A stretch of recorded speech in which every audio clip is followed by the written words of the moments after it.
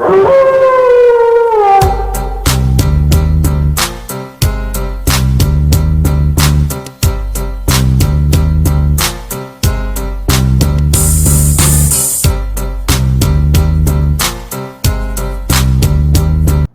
up, Bob? Y'all know what it is. Y'all heard what I said, Wrestling Pod, Diesel Detail, and they don't want none, my god darn. We here to go over NXT 2.0, second takeover event. It was War Games. War Games. This was heavily featured. New 2.0 roster. 5 standard matches still. Still trying to put on a good ass show, but now under the direction of Vincent Kennedy McMahon. Let's go right in. It's the women's NXT War Games match. It was the team of Raquel Gonzalez, Io Shirai, Cora Jade, and Kaylee Ray. They went up against the team of the NXT Women's Tag Team Champions of Toxic, of Trash, and Gigi Dolan and JCJ, and your NXT Women's Champion Mandy Rose and their teammate, the sadistic, crazy Dakota Kai. Just my opinion on the match before I go into it. This match seemed a little bit of, it was what they would call a spot fest. It was just random spots everywhere. I felt like it took a while for the fans to get invested, but I feel like their love for the NXT Women's Division got them into the match. Especially when Io Shirai got in, she really led the charge to get the people invested. Anyway, at the end of the match, Cora Jade is at the top. She's going for her inner charismatic enigma, Jeff Hardy. Swanton bomb through the table. Looks like she dislocated her damn arm. Later on, Io's helping her get it back right and all this and all that.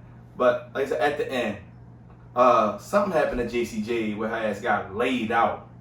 And all I know, Cora Jade was looking in the corner. Raquel did her finisher. Oh yeah, she did about 10 of them, bitch. Yeah, she did at least 5 to 10. Yeah, and Cora Jade was just in the corner looking, holding her arm.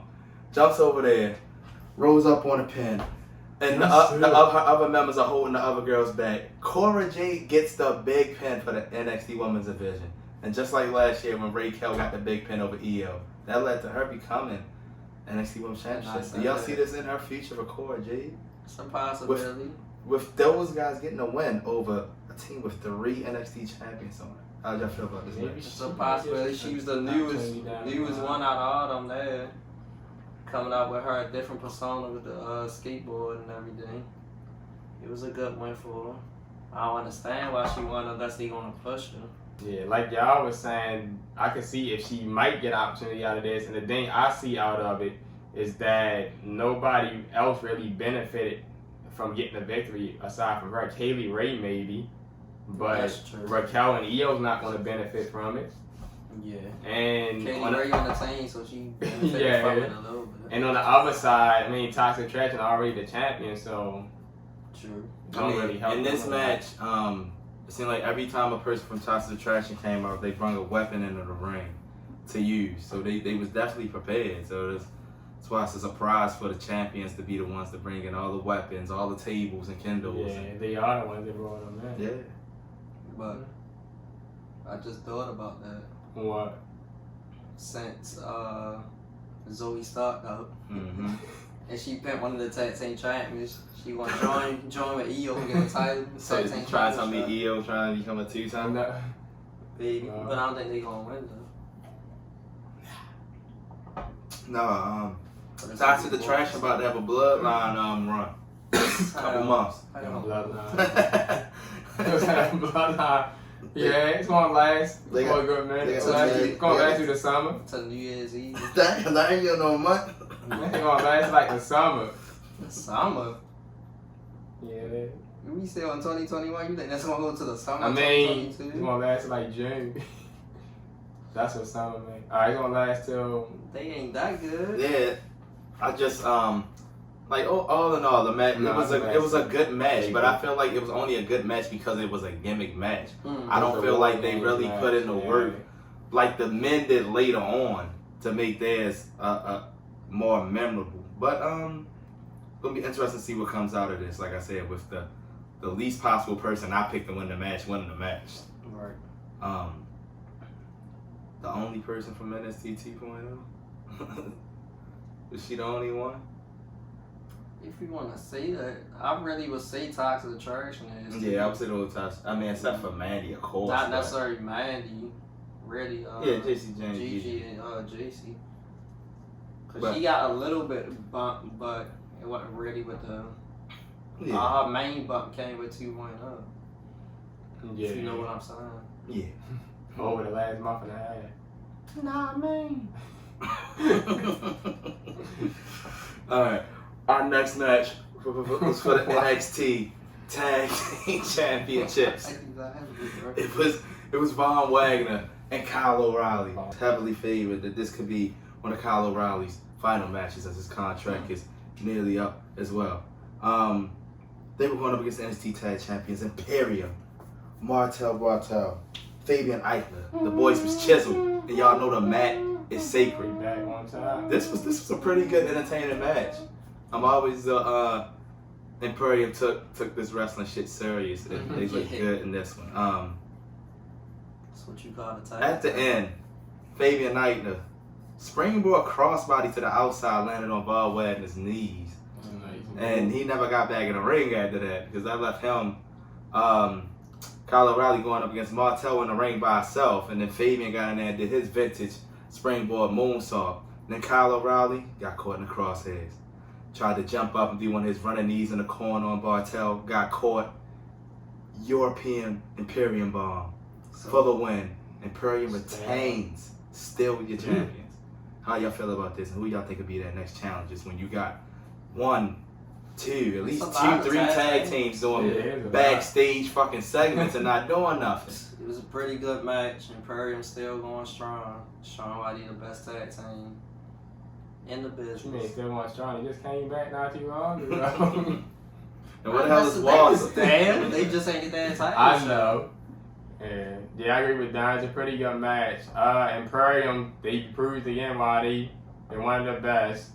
With the Imperium along with Walter, they showing that they as good as his Walter is, even though they're not singles competitors. Like, Yeah. You know. Next But title them as a shot. group, that's good. Next title shot, I honestly don't know. I don't Just know. gotta wait and see. You gotta weigh it up with 2.0. But the other thing, Because fucking whatever his name is, with Wagner and Kyle O'Reilly, that was unexpected. yeah. Wagner tried to attack O'Reilly after the match while they was chanting "Thank you, O'Reilly." After the match was over, But like you said, he tried because he wasn't successful. He was standing behind him. O'Reilly seen it all the way duck. They talked to O'Reilly later on. Might have a match. I don't know. Like Von Wagner, he's just a big guy, but to me, he doesn't have the move set. Like he can do a couple things, but he remind me of what's the other dude, Jensen with Briggs. He like him. Like, I feel like he looks like the type of dude that he needs to be in a tag team. Well, he's not gonna do nothing. He's gonna be a Gene Snitsky. But this was a damn good match on the card for the tag titles. Oh, bitch. Next match was a good one though. It was hair versus hair. Duke Hudson, Cameron Grimes, trying to go to the moon. This is a good match. It came out solid out the gate.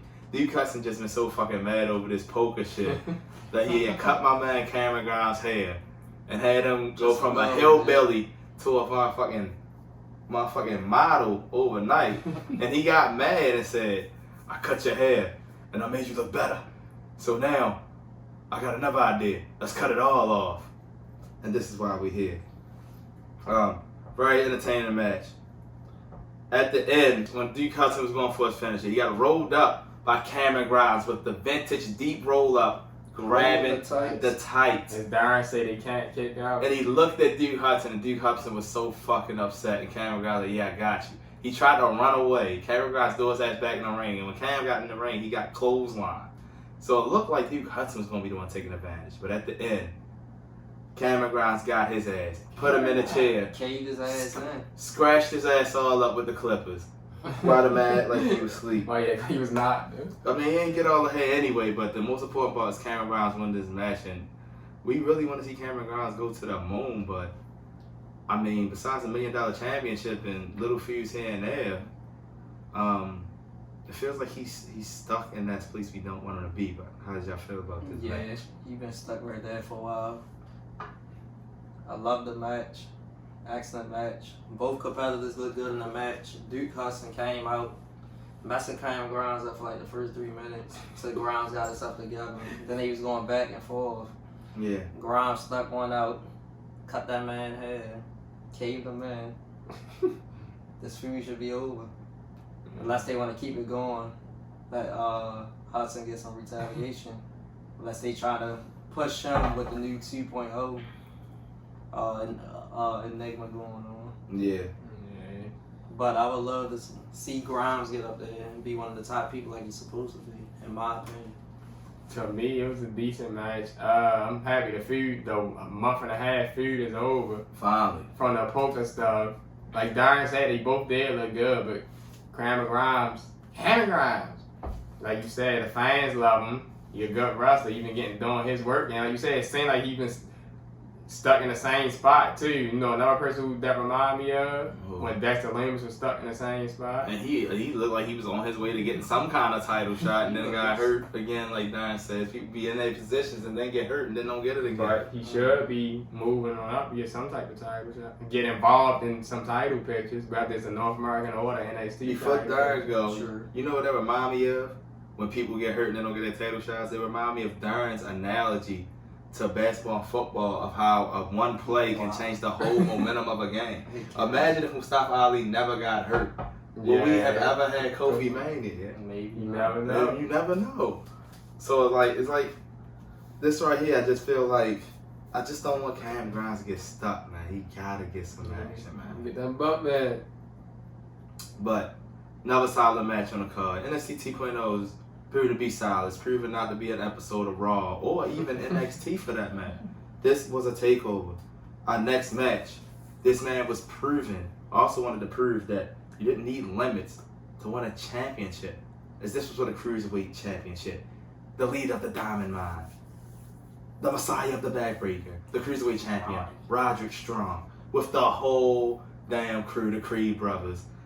Ivy now, fucking Bevins, they all down there. Even the Asian boys down there. Yeah, he was going up against the guy who wanted to show that anybody can win the championship. I won't call him crazy. I would say he's just different. Joe fucking Gacy out there. With what's his name again? I keep forgetting. I like this character. I keep saying his real name Parker Bordeaux, but they changed it. His name is something else. Hoffman, something like that. It was something like that. It's a short name. Like give him for H or whatever. Yeah, Harlan, something like that. He was out there with him. So like I said, this was a solid match. It had its parts of action. I felt like it could have been better. I just felt like with this being their first time, they had to get chemistry. Roddy got the kind of aggressive style. And as y'all guys pointed out, Gacy has that Kevin Owens, that finesse style. So they just needed time to mesh. By the last 5 minutes, it got pretty damn good. But at the end, Gacy looked like he's taking advantage of the match. Gets Roddy on the outside. The whole Diamond Mine's trying to interfere and distract. Ivy now gets up in there, gets all up in Roddy's face. She gets grabbed from behind by Big Harlow, whatever his name is, damn it. He grabs, Big Harlan grabs her up from behind. She kicking, can't get out of it. Joe Gacy calms her down, let her go. And I feel like that was a distraction that he didn't need. When he got back in the ring, Roddy was waiting for him. Big ass knee to the face, and it's the end of heartbreak. Still your champion, Roddy Strong. Hopefully they can keep this Diamond Mine thing going, man. But they should. Working out pretty good. Yeah, but we're on the next team. Yeah. I mean, Creed brothers had some matches, some good shows. Yeah, when they not beating up on random local competitors. When they actually fighting a tag team that actually works for NXT. You gotta give it time. It only been two months. Like 4 months. What happened? It's been You like know how fast time goes? Alright, it's 3 months. Get Alexa Lopez to start fighting scrubs too. God damn. Every time she get in the ring, she's like, never mind, let's move on. Yeah. Interested to see what's next with Rod. Yeah, that's true. I'm trying to see what they doing with Gacy and Harlan. No, I don't know what y'all waiting for. Y'all want to put them in a tag team so bad. Y'all still ain't give Harlan a match yet. I guess he's not ready with his training in the Performance Center yet. I I don't think they want. You think they want to put them in the tag team? I don't think they want. That's what they do with people. I just don't understand why the It's big nigga basically interesting right being. now. I never understand the point of the bodyguard. big guy being the bodyguard for the little You niggas. know what it remind me of?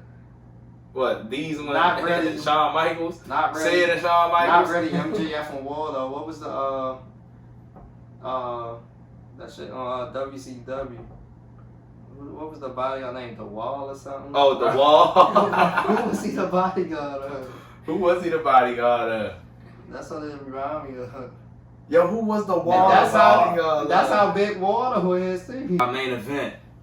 It was men's War Games. This was a War Games match that made a little bit more sense, a little bit more build up. It was the old heads. It was the original. No. It was the OG crew of the NXT. Gold, Black and gold. black, Original. black and gold. The OGs. You had the NXT Set champion with his baby Goldie, Tommaso Ciampa. You had L.A. Knight. Yeah. Let's not forget the Bruiserweight, Pete Dunne, and fighting him possibly his last NXT WWE match. Johnny Wrestling, Johnny Gargano. Candace about to have a baby. Contract's about to be up. It's inevitable. Johnny The man needs time off. I'm not re-signing no contract. I need time off anyway. No. This is it for him, and he got That's it. the ovation he deserved. For it to be a little NXT It's the arena. NXT. If all I'm saying so- is, if it was in his hometown, it would have sounded like CM Punk in there. That's all I'm saying. He got the ovation he deserved. Because he's been the heart and soul, as they said, of NXT. Most takeovers ever. Most takeovers in history, man. And he finally got that win of the year. Grand Slam champion, all that. Yeah. But they were going up against the new school, NXT 2.0 boys. Grayson Waller, which like I said, I'm still not sold on, but he fits the NXT 2.0 brand. The young guy that has the time to develop and be a superstar. They got time to wait for him to get 10 years to get a title run, or wait 11 years like Kofi had too, so he still only be like 32. That's what they want. They want people that's not going to complain about the years. Let me move on. Grayson Waller. You also had Tony D'Angelo. The man's only fought in about 3 fucking matches after hella big nets and just being on Lash and Legend and in shit. the back on segments and stuff. Yeah. It's Tony D'Angelo. Yeah. You also had Bron Breakker. But you knew he was going to be in this his match. name is Bron Breakker. Bron Breakker. And the self-appointed A champion of NXT. Because when he shoots, apparently he doesn't miss. Carmelo Hayes, your NXT North American champion, with whoop that Trick Williams at ringside. I mean, he was at ringside for half the match, but then he disappeared, and we're gonna tell you why. This is the best match of the night, no doubt, and there's a reason why it was the main event. We started off with Johnny Wrestling. We started off with Carmelo Hayes. They get some good contests going. Immediately, Trick Williams starts fucking cheating. Kendo sticks in him, do the motherfucking ropes, all that shit. But Johnny's getting an advantage. They off to a high start. The next person into the match, Grayson Waller. As soon as Grayson Waller gets in there, they get on a nice tandem on Johnny. This motherfucker Trick Williams throws a chair over the cage, and then starts to climb on the cage, and almost hit Waller. That's when Johnny grabbed the chair, hit his hand. I think his hand legitimately got fucked up. And he started to take over. Next, it was, Peter Dunne coming in next for the kids? He was in next. And the Bruiserweight, you know when he gets on his runs, it's ass whoopings, insecurities, clotheslines, X-pluses on top of each other, all that. But then after that, our next person was Tony D'Angelo from 2.0. And he brought it, and after that, that's when Trick Williams started bringing every fucking weapon out of he could think of. Table here, chain here, kendo sticks, trash can, legs, crutches. And then he reached under the ring one more time, and he got grabbed and almost pulled under that bitch. And who came from under there? But Johnny's stepson, Dexter Lumis with the save. For Johnny one more time. Get Trick Williams' ass the fuck out of there. Tony D'Angelo, now he locks the cage. They doing a beat down, using all the damn weapons. Next in, LA Knight, he's forced to climb over the top to deliver his ass whoopings. BFDs and everything. And, he was getting some LA Knight chants. All I'm saying is, as Tom said, it got hot in there. It was just a different momentum. Every time you had an NXT Gold member, you could tell the experience. You could tell the confidence, the finesse that they had. They were comfortable in there. And you could tell, it's not that the new guys didn't have swag, but you can tell they needed this. Whereas the other guys were here. They weren't, the new guys were here to prove something, while the old guys were here to show why they've been here. You could tell why it showed, and that's why the crowd moved to them more often, to the point where they were screaming, "Black and gold, black and gold." Ladies and gentlemen, Bron Breakker came out next. Black and gold. Took him a minute to fucking break the fucking chains off, but he came in on a flurry. Clotheslines here, power slams here. And next, it was your NXT champion, Goldie. He comes in, flurry, trash can lids to everybody's head in the corner. And ladies to the gentlemen, let the war games begin. We'll talk about it a little bit more. But at the end, when your NXT champion was going for a fairy tale ending, mid through a mean ass spear by Bron Breakker, threw him through a table, through the corner. He then picks him up, big power slam, puts him down, 1, 2, 3, and Bron Breakker pins your NXT champion, gets the victory. And if this looks anything like Raquel over EL, Bron Breakker's getting another shot at New Year's Evil, and hopefully this will not be the demise and the end of the Black and Gold brand. But guys, how do y'all feel about this match? How do y'all feel about NXT 2.0 getting the win? Black and them booing at the end, and what's next going forward? Awesome match. Men's War Games match. Always awesome match. Always the love. I enjoyed it once again. Everybody got working in this match. Everybody got working. That's big for Bron Breakker. Actually pinning the champion and beating him to end the match. Yeah. So we definitely get another title shot. So in the future. Maybe it's next. Maybe he wait a little bit. I don't know. What's next? Yeah. But a person that I'm definitely sold on now, but that you said you wasn't, is Grayson Wild. I give him a little bit of credit. He showed me something. I feel like he took 2 weeks ago. Took the most damage. Yeah. He took the most damage in that match, and he was putting work in himself. Yeah. Even with the best spot of the night to me. The his frog splash elbow. The Mamba elbow. That shit was beautiful. Through the table. He fucked his own self up on Pete Dunne, but it was good. Pete Dunne definitely got his ass back too. Pete Dunne had his spots. He was working on them fucking Grayson Wilder fingers. Pete Dunne definitely got the most destruction. Grayson Wilder is gonna have to check on those fingers in the morning because something is not right. I promise you. This is just a hell of a match. One of the big things. It fed off the emotion. People knew this was Johnny's last match. You get to the last 5 minutes where you got Johnny goes on his charade of moves, tornado DDT, and then Ciampa comes to help him when it looks like he's out of it. And then you have the reunion of DIY, the DIY finisher. Got one final peek, where those belts. One final peek was at the same time. It was those kind of things that made this match just so much more special. And I gotta give a shout out to the new guys. Tony D'Angelo, I see you. Crowbar, spin a neck break off the top rope. I mean, it was, these guys are living, man.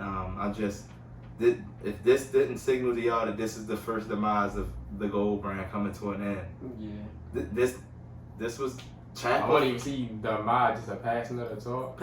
I call it a demise because a passing of the torch, niggas don't just disappear with a passing of a torch. This is a takeover. This is fucking pilgrims over the Indians. This is not you can still sit on the bench, but we taking over. No, this is you getting released if you ain't got the title no more, if you can't do nothing. All I'm saying is I wasn't sold on Timothy Thatcher either, but I learned to like the motherfucker, and now I can't see him no more. And y'all just waiting to release him. Nah. They waiting to release that man. Yeah, he hurt. Everybody always get hurt. Samoa Joe still hurt too. Bullshit. But everybody also seen the storyline. Beth Phoenix, this was our last NXT show. And it was already foreshadowed by us guys. You on Raw? We was already foreshadowed by us guys that she will be on Raw. And day one. To help set up an intergender tag team match with Edge against Maurice and The Miz, because The Miz returned on last Raw. And he came fully dressed, ready to fight, with a fully dressed, ready to fight Maurice. And he said, I quote, "Me and my wife Maurice are back."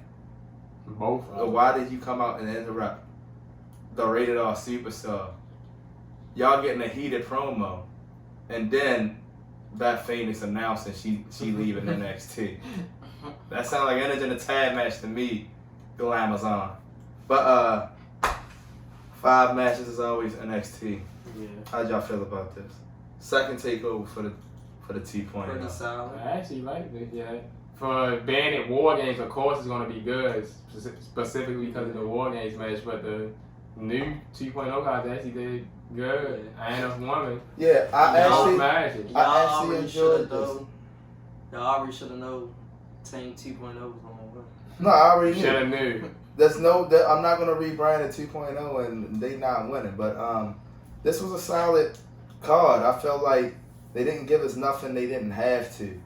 Everything that they was using on NXT, they actually gave it to us. They gave us Duke and Cam. They gave us a Cruiserweight Championship match. Sure. Well, one that's not a Cruiserweight. Yeah. You gave us both tag team titles. Even the Buddy Murphy on the Cruiserweight. See what? Buddy Murphy was Buddy Mack. Buddy Murphy, there's no way he was ever less pounds than Daniel Bryan. He's 205 pounds. It's no. Why you think they had a segment of them not showing him on the scale? They only showed the scale like the first 2 They weeks. didn't show what he weighed. No, he's 205. They showed it one time. They showed them. One time they showed it. They showed the actual scale. It was 204.9. And I was like, wow, he actually got that. It's solid. I give them credit on that because their weekly show it's getting better. Yeah, because it went through a 3-week stretch where I was like, the fuck is I couldn't even handle it. No, it wasn't a 3-week stretch. It was a 5-week stretch when they was. It was a whole month where I couldn't. When they was cramming everybody. They was cramming squash matches and. They was cramming hella shit. It was like 1 2-hour episode had 10 matches one time. Like it was crazy. It was like 4 squash matches. 4 squash matches. But you just had to survive through it to get to this point of where now you're used to some of the currencies by now. Still not used to but they still, it's still currencies. Unfair to me to, after like 2 months, 2-3 months of NXT 2.0, some of them characters that we're just getting used to, now they are already in squash matches against some of the other new niggas. How you already getting a squash match that you done had 5 matches? You shouldn't be squashing niggas already. You should be going up against the other people that are trying to improve themselves like you. I shouldn't be getting. All I'm saying is I shouldn't be getting Grayson Waller versus a bum. But meanwhile, I'm getting fucking Pete Dunne versus fucking Carmelo Hayes, 2 good ass niggas right here. But meanwhile, this bum versus another bum. Like how? But Grayson Waller get in the main event. The only person I seen versus Bum was I'm saying like 10 people versus Bums. Bron Breakker probably get the first. And how the hell Odyssey Jones get to the finals and can't win a match now? This big ass Mark Henry. Let's move on. Yeah, I ain't got nothing else, yo. This our review, man. Yeah. This NXT War Games review. Y'all heard what we said, man. These were the Darn. Tell. We out of here, man. See you later, Johnny. See y'all.